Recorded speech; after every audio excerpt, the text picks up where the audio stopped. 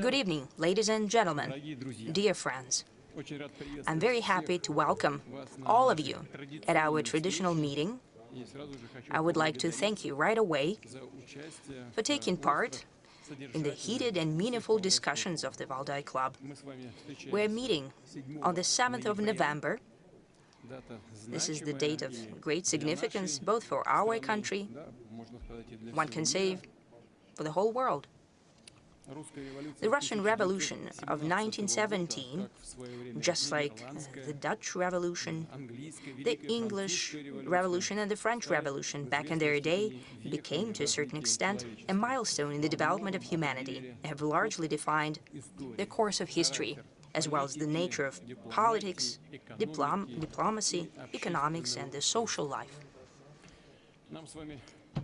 We were also destined to live in the times of drastic, essentially revolutionary changes, and not only to make sense, but also to take part directly in the most complex processes of the first quarter of the 21st century. The Valdai Club is almost the same age as our century, and it celebrated already 20 years. Quite often, people say that the time flew by and no one noticed, but that's not the case here. These 2 decades were not just full of crucial and quite often dramatic events of truly historical scale. Before our eyes, a completely novel world order is taking shape, and it's unlike everything that we know from the past. For example, Westphalian system or Yalta system. New powers are emerging. The nations understand more clearly their interests, their self-worth, uniqueness and identity.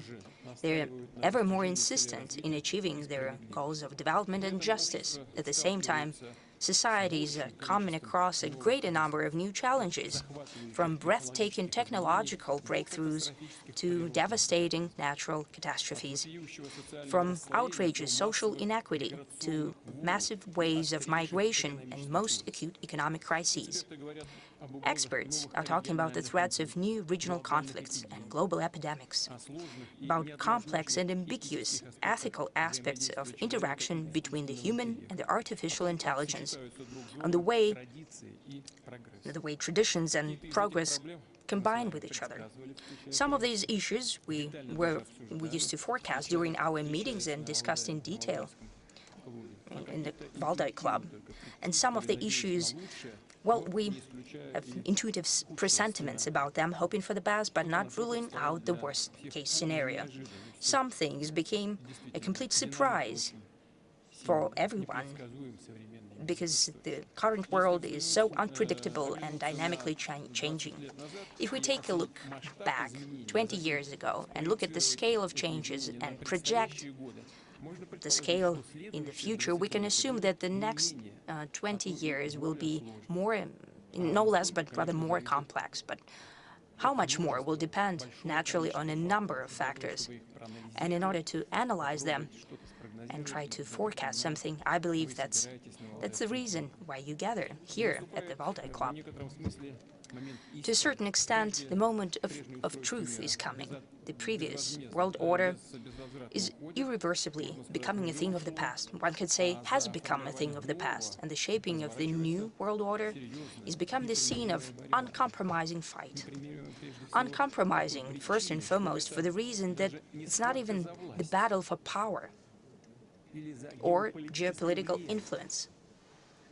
It's a clash of the very principles that would be the foundation between the relation, for the relation of the countries at the next historical stage. And its outcome will define whether all of us jointly can build a world that would allow everyone to develop and to solve the outstanding contradictions based on mutual respect of cultures and civilization without coercion and use of force.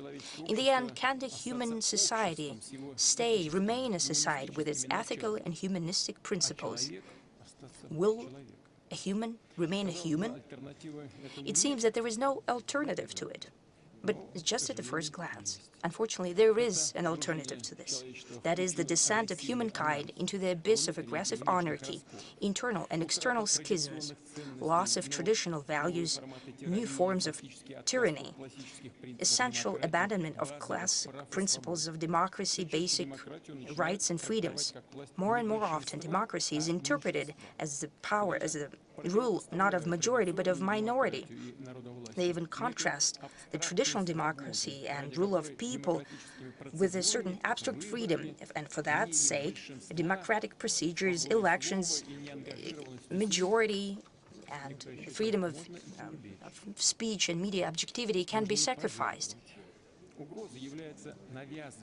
The threat is the imposal and becoming of ideologies totalitarian in their essence a norm. And that's what we see in the Western liberalism that has degenerated into, I believe, in extreme intolerance and aggression towards any alternative, towards any sovereign and independent thought. And today, it justifies neo-Nazism, terrorism, racism, and even mass genocide of civilian population. In the end, that's international conflicts and clashes that might bring about mutual destruction, because the weapons capable of doing that already exist, and it's constantly being improved. It acquires new forms as the technologies develop, and the club of the countries that possess such weapons is becoming wider, and no one can guarantee that in case of avalanche-like increase in threats and final deterioration of legal and moral norms, it would not be used. I have already said that we've come to a dangerous line, and calls of the West to deliver strategic defeat to Russia, a country with the largest arsenal of nuclear weapons, shows extreme adventurism of the Western politicians, at least some of them. Such blind faith in their own impunity and exceptionalism might turn to a global tragedy. At the same time, the previous hegemons used to ruling the world back from colonial times learn, and more often to their surprise, that no one is listening to them. The attempts to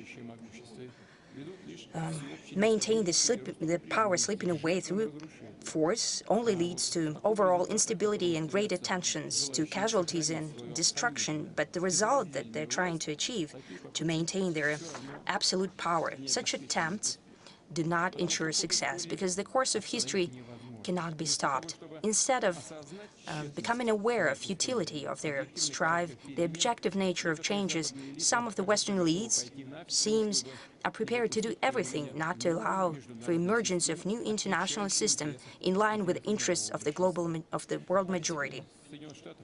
The policy of the US and their allies in the past years is more and more prominent through the principle, if I can't have it, no one will. If you're not with us, you're against us. Well, this formula is very dangerous, because here and in many countries of the world, there is such a saying that you reap what you sow. The chaos and systemic crisis is already in full swing in those countries that are trying to conduct such a policy. The claims to being exceptional, to being liberal and globalist messiahs, to ideological and military and political monopoly, are depleting those countries more and more that are trying to conduct this policy and pushing the world towards deterioration. It comes in direct contradiction with the true interests of the nations of the US and European countries. I'm sure that sooner or later the West will understand that, because the foundation of its former great achievements was always the pragmatic and sober approach, based on very harsh and at times cynical but rational evaluation of what's happening in their own capacities. And here I'd like to highlight once again, unlike our opponents, Russia does not perceive the Western civilization as an enemy. It does not raise the question, us or them. Who's not with us, he's against us. We never say that. We don't want to pontificate to anyone. We don't want to impose our worldview on anyone. Our position is an open one, and it's the following. The West has accumulated, indeed, tremendous human, intellectual, cultural, and material resources thanks to which it can successfully develop, remaining one of the crucial elements of the world system. But it is precisely one of, together with other actively developing countries and states and groups of countries, the notion of hegemony in the new international sphere is off the table. And when Washington and other Western capitals become aware of that and recognize this cold hard fact, then the process of building of the global system in line with the challenges of the future will finally enter the phase of true constructive building. I hope to God that it will happen as soon as possible. It is in common interests, also in the interest, and first and foremost, in the interest of the West. As of now, everyone who is interested in the creation of a just and viable world have to spend too much effort on overcoming the destructive actions of the West, clinging to their own monopoly. It's apparent that it's happening, and everyone can see that. In the West, in the East, in the South, and everywhere. They're trying to keep their power and monopoly. These are apparent things. These efforts could have been directed with much greater use and result to solving common problems that indeed concern everyone: demographic problems, social inequality, climate change, food security, healthcare, new technologies. That's what we could think about it, what we all truly need to work on. Today, I will allow myself several philosophical asides, since this is a discussion club. Then I hope that will follow in the vein of the discussions that were happening here before. I have already said that the world is changing drastically and irreversibly. It is unlike the previous version of world order, due to the combination of parallel coexistence of two seemingly mutually exclusive phenomena: a fast, rapidly growing conflict potential and fragmentation of political, economic, and legal field on the one hand, and the maintaining close interconnectedness of the whole world space on the other hand. It can be perceived as counterintuitive, because we're used to the fact that such trends usually follow one another and substitute one another. Century after century, the times of conflict and breaking off ties are replaced by more beneficial periods of cooperation. That is the dynamic of development of history. It seems that it doesn't work today. But let's start to maybe have a bit of a discussion about it. Most acute and principled, emotionally charged conflicts naturally significantly complicate the global development, but did not put an end to it. Instead of chains of cooperation destroyed by political means and even military means, appear another, more complex, sometimes less linear, but they maintain economic and social ties. We have seen that in the previous years. Quite recently, the so-called collective West made an unprecedented attempt to banish Russia from the global system of economic and political system. The number of sanctions and punitive measures against our country is unprecedented in history. Our opponents assumed that they would deliver to Russia a devastating blow and knockout, something that it would not bounce back from. It would stop being one of key elements of international system. I think there is no need to remind you of what happened in reality. The very fact that the anniversary edition of Valdai Club has gathered such a representative audience speaks for itself. Well, it's not a matter about Valdai, it's about the reality that we're living in right now, and in which the conditions which Russia lives in, and the world needs Russia, and no decisions by Washington or Brussels, alleged masters, cannot change it. The same applies to their other decisions. Even a well-trained swimmer cannot swim across to a strong current, regardless of tricks and doping that it uses. As for the global policy and the current it is taking, it's contrary to the strives of the West, from the outgoing hegemonic world to the upcoming diversity. This is an apparent thing. As we say, well, it doesn't take a smart man to say it. Let's go back to the dialectics of history and change of era of conflict and cooperation, is indeed the world such that this theory it does not work in practice? Let's take a look at what's happening today at a different angle. What is the essence of the conflict and who's taking part in it? Since the mid-past century, when through joint effort and a tremendous price, it was possible to overcome Nazis and the most nefarious and aggressive ideology that was the fruit of most acute contradictions of the first half of the 20th century. Humanity was faced with a task to avoid the repetition of such phenomenon and the world wars. Despite all zigzags and local skirmishes, the overall direction was defined back then. That is, the radical rejection of all forms of racism, dismantling of the classical colonial system, and expansion of the number of fully fledged members of international politics. The demand for openness and democratization of the international system, it was apparent. The fast development of different countries and regions, emergence of new technological and socio-economic approaches aimed at expansion of capacity for development and improved life standards. Naturally, just like any historic process, that led to emergence of a clash of interest, but overall strive towards harmonization of development of all aspects of this phenomenon was readily apparent. Our country, back in the day it was the Soviet Union, made a tremendous contribution to the strengthening of this trend. The USSR was helping the states liberated from colonial or neo-colonial dependence, be that Africa, Southeast Asia, Middle East or Latin America.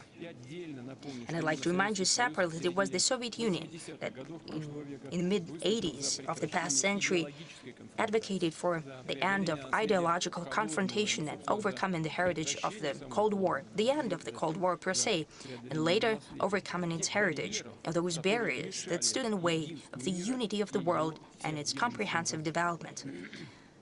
Yes, we have a complex attitude to that period, considering what it has come to, the policy of the then political leadership of the country. We still have to manage some of the tragic consequences of those times, but the very sentiment, I'd like to highlight the sentiment, though possibly too idealistic, coming from our leadership and our nation, at times naive, as we can see today, without doubt was dictated by the genuine desire for peace and comprehensive benefit. That is historically typical for the nature of our nation and its traditions and systems of spiritual and moral values. Why did such commitments lead to an opposite result? That's the question. Well, we know the answer. I've mentioned it many times before, this way or another, because the other side of ideological standoff perceived what was happening in history not as a chance to rebuild the world with a new, just basis and principles, but as their own triumph, as a surrender of our country to the West. And that means they perceived it as an opportunity to use the right of the victor and to establish their complete domination. I spoke about it at times. I will just give you an aside without giving the names. But at the end of the 90s, one of the political figures of the US said back at the time, now we'll treat Russia not as a defeated opponent, but as a blunt instrument in our hands. That was their idea, their notion. They didn't have the width of vision or overall manners. They didn't understand what was happening. They didn't understand Russia. The way the West falsely and to their own benefit interpreted what it believed to be the outcome of the Cold War, the way it started to retailor the world for itself, its brazen and unchecked geopolitical greed. These are the true reasons for conflicts of our historical era, starting with the tragedy of Yugoslavia, Iraq, Libya, today of Ukraine and the Middle East. Some of the Western elites believed that the monopoly that emerged, their monopoly, the moment of unipolarity in ideological, economic, political, and even, to a certain extent, military and strategic sense, is the actual point of destination, the end of it. Stop for a moment. And it is beautiful. As they conceitedly said back then, it was the end of history. It is unnecessary to explain in this audience how myopic and false this notion was. the history did not come to an end. On the contrary, it entered a new phase. It's not about the fact that some nefarious enemies, competitors, saboteurs stood in the way of the West in establishing their system of global power. Let's speak frankly, after the USSR disappeared and the model of Soviet socialist alternative disappeared as well, many in the world first believed that the monopoly system is here to stay, almost forever. And they just need to adjust to it. But it started to crumble on its own under the weight of ambition and avarice of the Western elites. And when they saw that even within that system that they have tailored to their own needs after the Second World War, naturally, we have to admit it, the victors created the Yalta system for their own needs, and after the Cold War, the alleged victors in the Cold War started to tailor the world for themselves, adjusting the Yalta system. That's the issue. The system that they created by their own hand is now successfully being used by others. There are now new leaders within that system. Naturally, they started to correct and tweak the system that they have created for their own good. And they started to violate the very rules that they spoke about yesterday. They started to change the rules set by themselves. So what kind of conflict do we see today? I'm convinced that it's not the conflict of everyone against everyone, caused by the violation of certain rules that we have been often told about from the West. Not at all. We see the conflict between the overwhelming population of the planet that wants to live and develop in an interconnected world of tremendous number of opportunities, and the global minority concerned by one thing, as I have already said, maintaining their domination. And to that end, it's prepared to destroy the achievements that became the result of long-term development towards a comprehensive global system. But nothing will come of it, as we can see. Nothing doing. At the same time, the West itself is hypocritically trying to convince all of us that what's at stake is everything that humanity achieved after the Second World War. Nothing of the sort. I've just said it. Both Russia and an overwhelming majority of the countries are indeed trying to strengthen the spirit of international progress and strive towards sustainable peace that was the core of development since the mid-past century. At stake is the very different thing, the monopoly of the West that emerged after the dismantling of the Soviet Union, that was acquired for a time during the end of the 20th century. Yet again, I'd like to highlight, and everyone present here understand, that any monopoly, as we know from history, comes to an end sooner or later. There could be no illusions here. A monopoly is a bad thing, even for the monopolists themselves. The policy of the elites of the collective West, of a powerful but rather a limited club, as for the number of participants, is not looking forward, not aimed towards constructive building, but it's looking backwards, trying to maintain advantage. Any sports fan, not even talking about professionals in sports, in hockey, in all types of martial arts, they know that trying to simply maintain the advantage is always a losing game. Going back to the dialectics of history, we can say that parallel existence of conflict potential and the strive towards harmony is naturally unsustainable.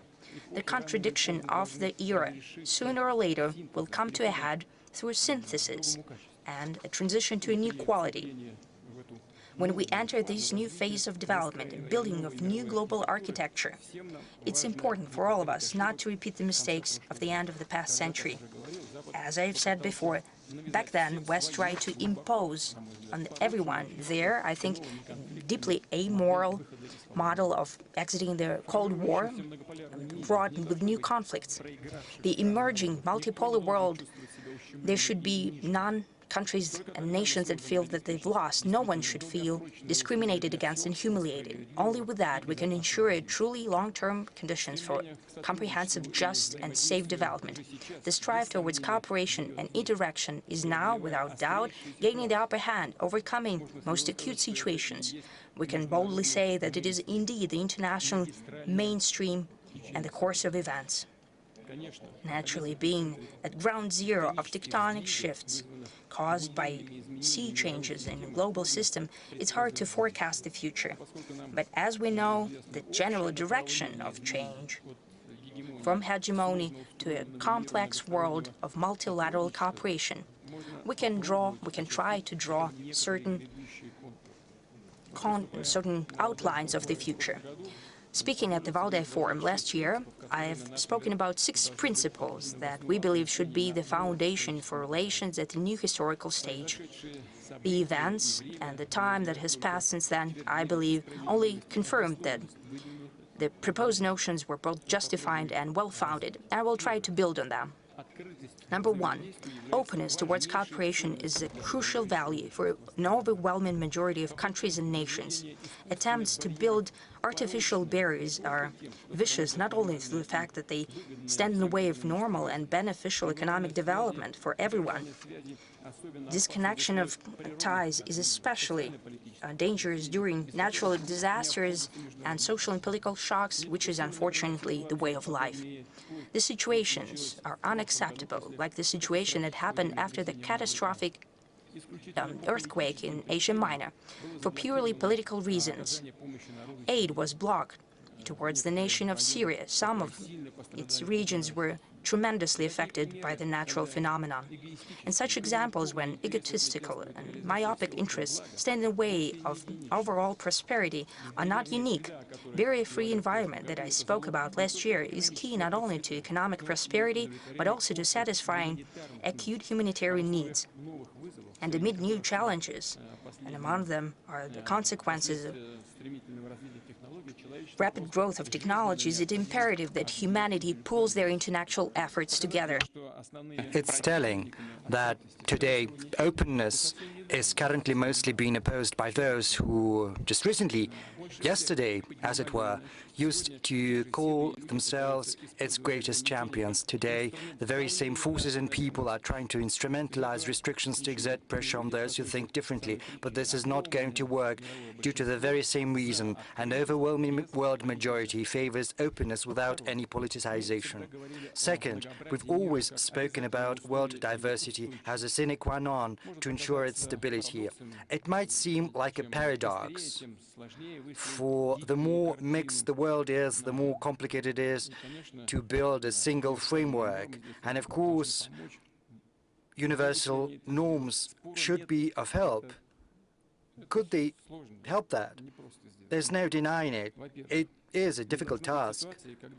But first, it shouldn't come to a point when a model of a single country or a relatively small part of humanity is taken as something universal and imposed on all the rest. Secondly, no conventional, albeit quite democratically developed code cannot be perceived and prescribed as a directive and irrefutable truth once and for all, because the international community is a living organism whose worth and uniqueness consist in its civilizational diversity, whereas the international law is an outcome of agreements among peoples rather than countries, because legal consciousness is an indispensable and unique part of each culture and each civilization. The crisis of the international law that has been spoken about in a sense is growing pains, because the fact that peoples and cultures that, due to different reasons in the past,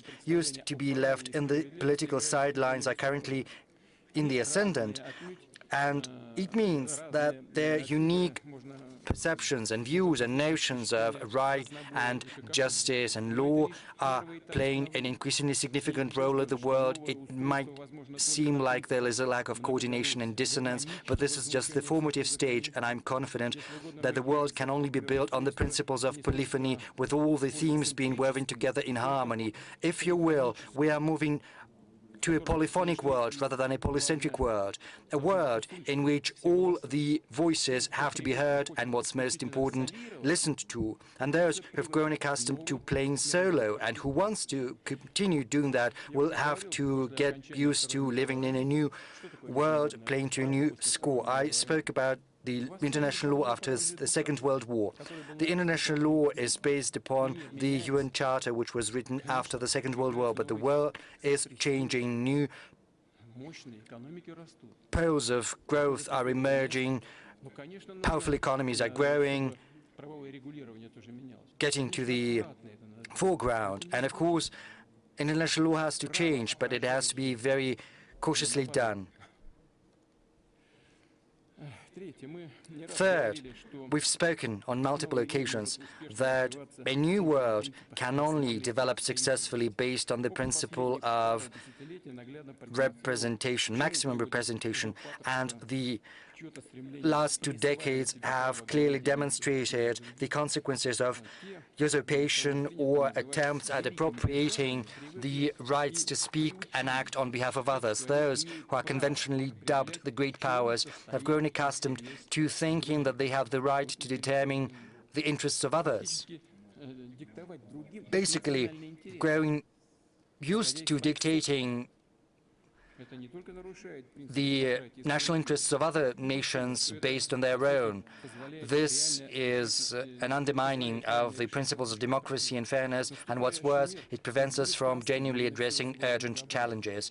The incipient world is not going to be simple, owing primarily due to diversity, and the greater the number of fully-fledged participants, the more difficult it's going to be to find the best option everyone is happy with. But once it's been found, it's going to make the world more sustainable and durable, and it'll help us get rid of petty tyranny and knee-jerk political zigzagging, and it'll also render political processes more thoughtful and rational based on the principle of reasonable sufficiency. And this principle is even applied within the UN Security Council, because the veto right was devised precisely to make sure that the decisions that the political stakeholders are not happy about do not pass. Is that good or is it bad? Probably not very good, but it creates certain barriers when decisions are to be made. But it's also very good because it prevents decisions from being passed if someone is not happy with them. So it means that you have to get back to the negotiating table and hammer out an agreement. But since the world is becoming multipolar, we have to come up with instruments that will help us expand the use of similar mechanisms. In each particular case, a solution has to be not just collective, it also has to involve the participants and the stakeholders that are capable of making a substantive and significant contribution to settling the problem. This involves primarily those who are interested in a positive outcome, because their future, security, and hence prosperity depend on that. There are numerous examples of cases when complex, though solvable, disagreements between neighboring nations and peoples degenerated into intransigent, chronic conflicts due to the scheming and brazen interference of external forces who basically do not care much about what's going to happen to the parties to the conflict, how much blood is going to be spilled, how many lives are going to be claimed. They are simply, those external forces are guided by their own selfish interests without assuming any responsibility. I also believe that regional organizations are going to play a very important role, because however difficult the relations between neighboring countries, they are always brought together by a common interest in stability and security. Compromises are vital to achieve the best conditions for their own development. Next, a key principle is universal security for everyone without exception, because the security of ones cannot be assured at the expense of the security of others. I'm not saying anything new. It's all in the OSCE documents, and it has to be observed. The bloc-based approach has been bequeathed to us from the colonial times and the Cold War, and it runs counter against the new international system, which is flexible and open. In the world today, only one bloc remains that is brought together by obedience and rigid ideological dogmas, and that is the North Atlantic Treaty Organization.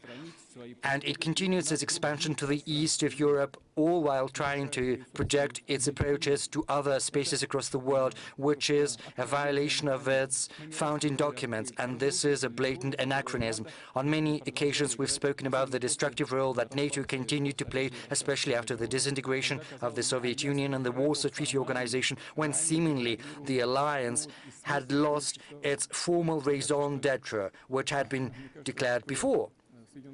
I believe the US understood that this tool was losing its attractiveness, as it were, but they still needed it, and they still need that to govern and to manage its zone of influence. So they need conflicts. You know, before all the acute crises of today, many European leaders were telling me, why are they using you to threat us? You know, I'm basically quoting them. And I think the US understood that full well. They felt that. They saw NATO as a second-rate organization, but trust me, I know what I'm saying. But the experts over there understood the need for NATO. How do you keep it attractive? You have to scare them good. You have to sow discord between Europe and Russia, especially between Russia and Germany and France. And hence the coup d'etat in Ukraine and the hostilities in the east, in Donbass, they basically force us to take actions in response, though they got what they wanted. And the same is happening in Asia, on the Korean Peninsula, I suppose. In practice, we see that the world minority is trying to preserve and reinforce its military bloc, thereby trying to preserve its power. But even within this bloc itself, there is a noticeable understanding that the strict diktat of the big brother in no ways does nothing to facilitate addressing the tasks at hand. And it also is in stark contrast to the aspirations of other countries of the world, because cooperating when it's beneficial, building partnership with anyone who is interested, that is the evident priority of most countries on our planet. It's evident that military, political and ideological blocs are yet another type of hurdles built in the way of the natural development of the nascent international system. I would also like to point out that the very notion of a zero-sum game, when only one party stands to win, whereas everyone else stands to lose, has been born out of the Western political thought. And under the Western dominance, this approach was imposed on everyone under the pretext of its universality. But under no circumstances is that the case. Quite the contrary. The Eastern philosophy, many of you who've gathered here know that, and probably know that firsthand, even better than I do, is based on another approach. And this approach is searching for a harmony of interests when everyone wants to achieve what's most important to them, but not to the detriment of the other party. I win, but you stand to win as well. And Russians, we as well in Russia, all the peoples of Russia, historically, when that was possible, assumed that it's not the most important thing, you know, trying to push through your opinion by any means possible. Rather, they were trying to convince and get them interested in a fair partnership and equal cooperation, whereas our history and the history of our diplomacy have demonstrated on many occasions the worth of honor, nobility, peace-building and generosity, sufficing to remember Russia's role in rearranging the European order after the Napoleonic Wars. In many views, it's seen as trying to keep monarchies in power, but I'm not talking about the specifics, I'm talking about the general trends. And the prototype of a new free, non-bloc, bloc-free type of cooperation between nations and peoples. That is precisely the association built within BRICS. And this is amply demonstrated by the fact that even within NATO there are those who show interest in working closely with BRICS, and I do not rule out that in the future other countries will also think about cooperating more closely with BRICS. And this year our country held chairmanship in BRICS, and as you're aware, we've just recently held the summit in Kazan. I won't hide it, coming up with a coordinated approach among the countries whose interests diverge in many points is a tall order. Diplomats and other statespeople had to spare no effort and show a lot of tact, demonstrate the capacity to listen to one another to obtain the requisite result.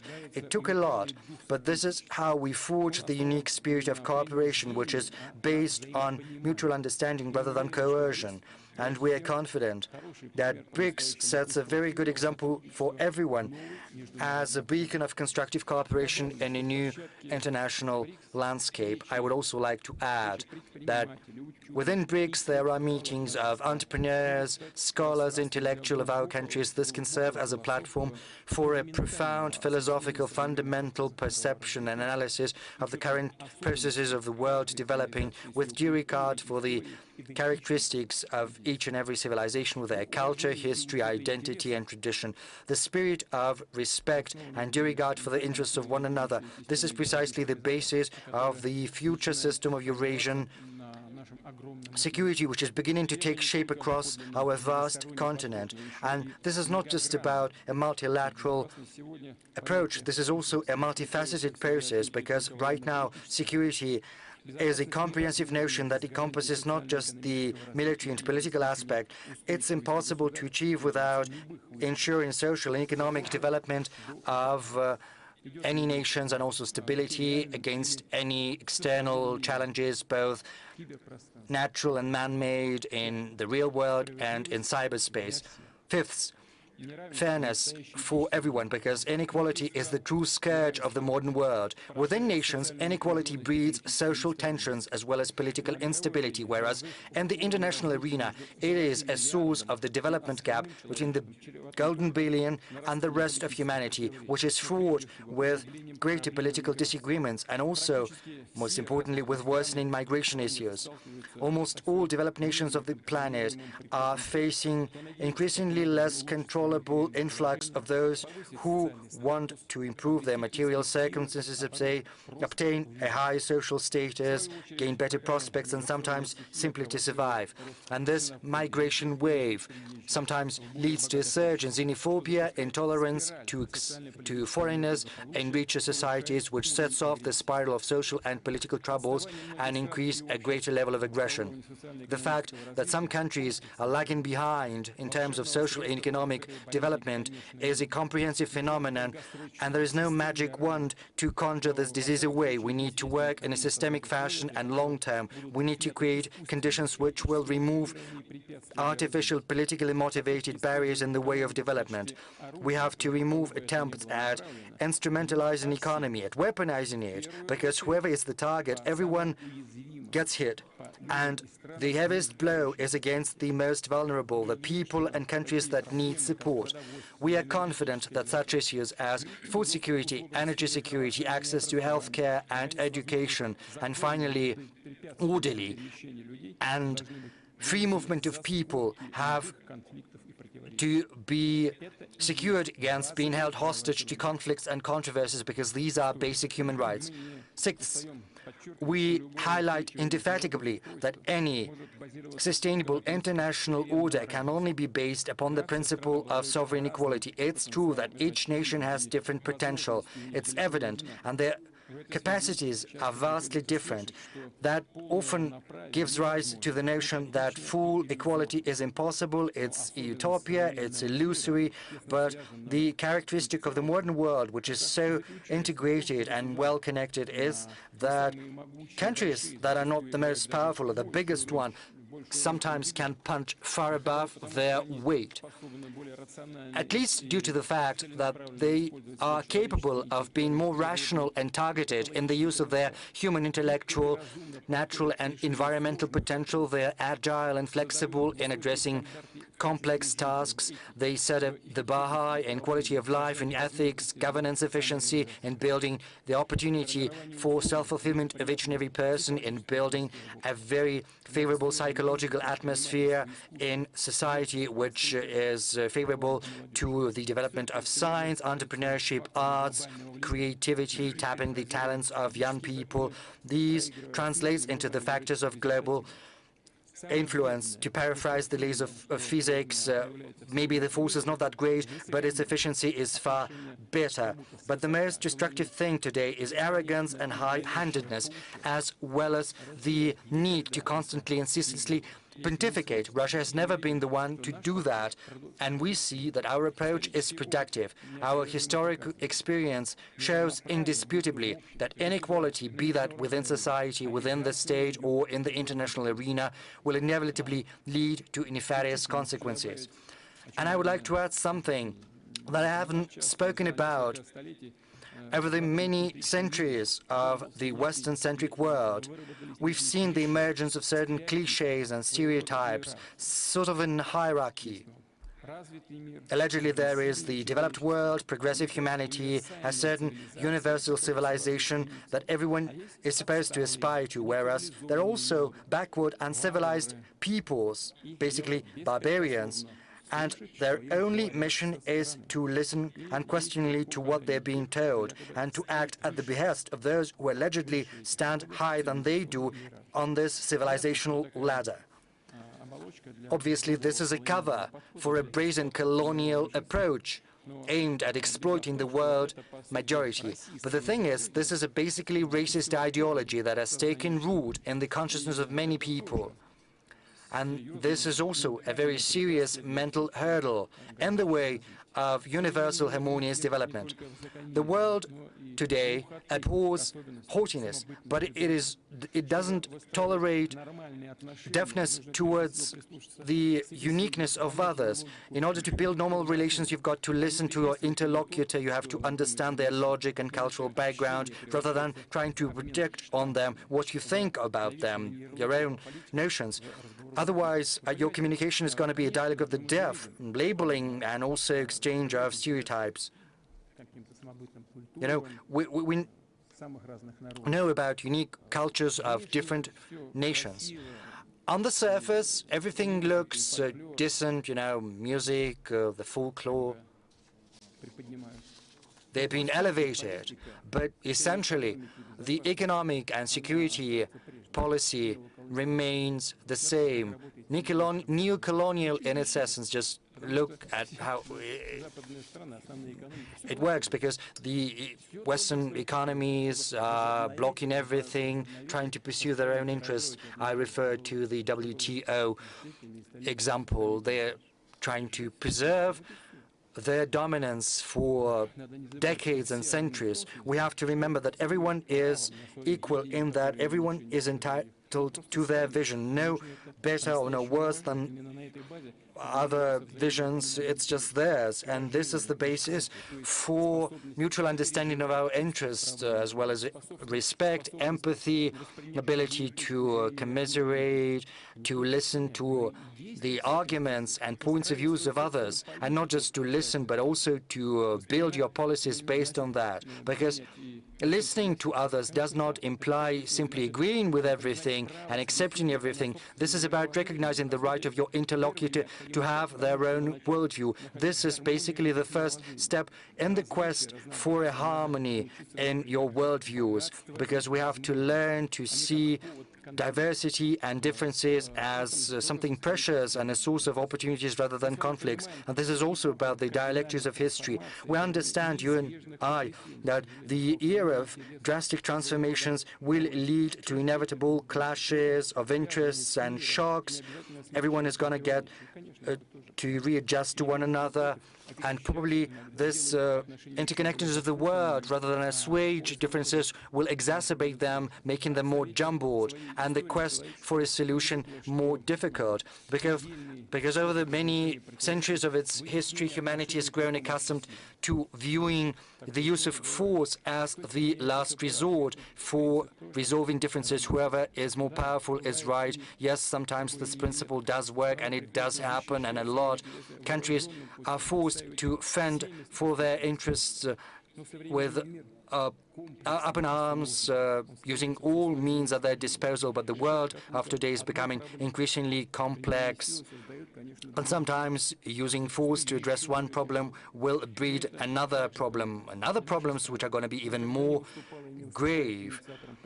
And we understand that our country has never been the one to initiate the use of force. We only are forced to do that when it becomes clear that our opponent is acting aggressively and is not willing to listen to any type of argument.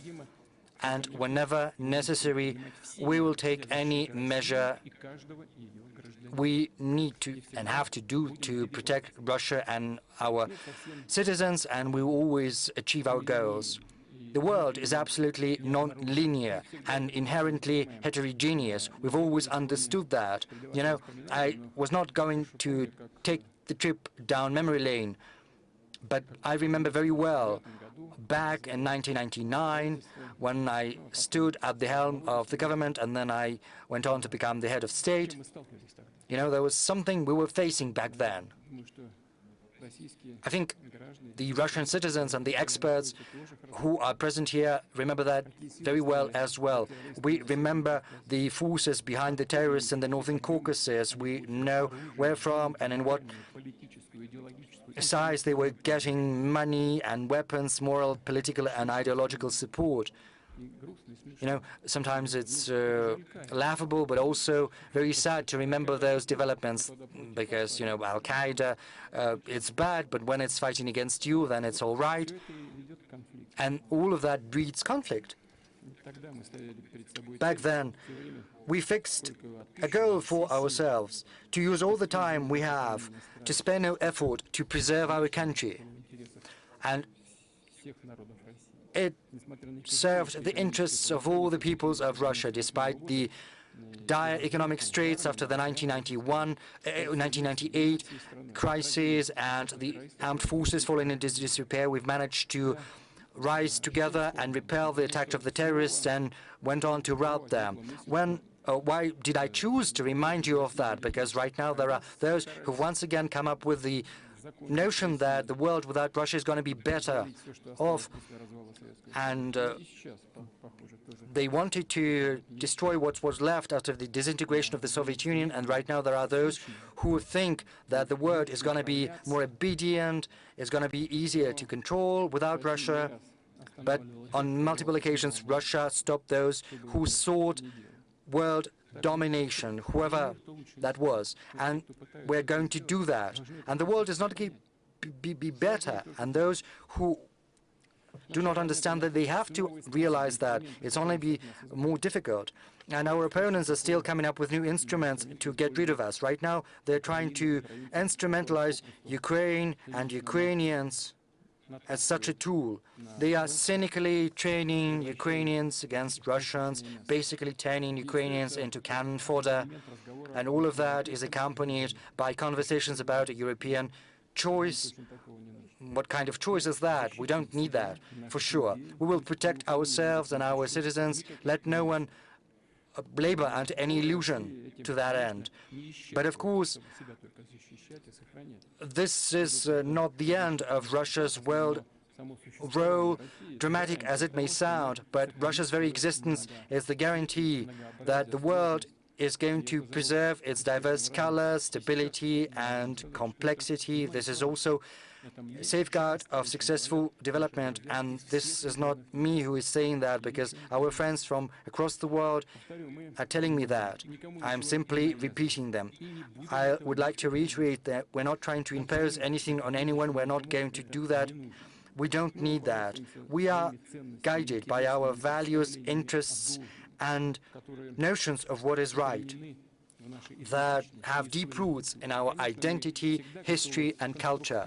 And we're certainly always open to a constructive dialogue with everyone, because whoever has respect for their own culture and tradition will certainly have the same type of respect for other cultures and traditions, whereas those who are trying to make others behave in an improper manner will inevitably trample their own roots, their civilization and culture. And to a certain extent, this is what we're witnessing today.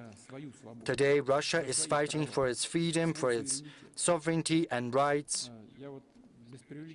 Without exaggeration, I'm saying that because during the previous decades, on the surface, everything looked so decent because, you know, G7 was turned into G8, thank you, we were invited. But you know what was truly happening? Because I saw that firsthand. Say, you come to the G8, and it becomes clear from the outset that before the G8, the G7 had a separate meeting, and they had some separate conversations, and they had discussed Russia, and then they invite Russia to talk with them. You look at all of this with a smile. That is how I looked at it.